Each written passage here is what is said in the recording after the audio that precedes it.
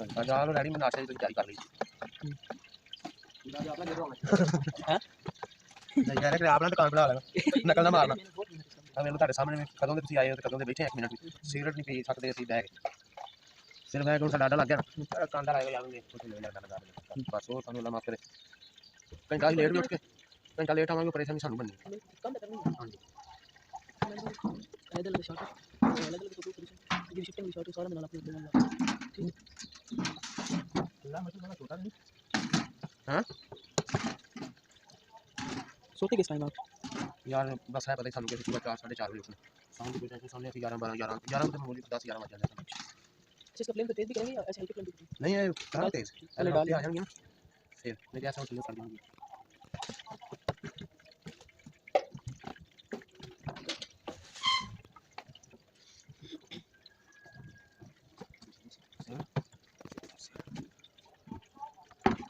परेशान चल हो रही है देखो आवाज आ रही है हां पहले लगे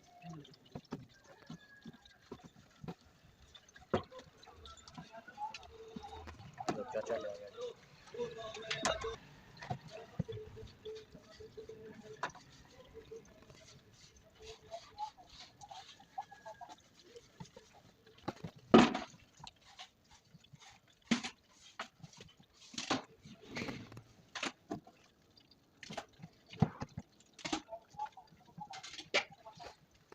बस इसके बाद जी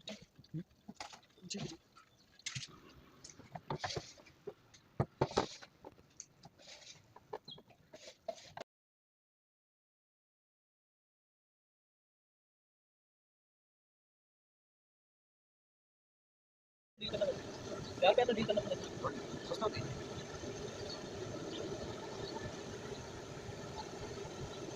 कितना के नाश्ते की थोड़ी छोटी होनी चाहिए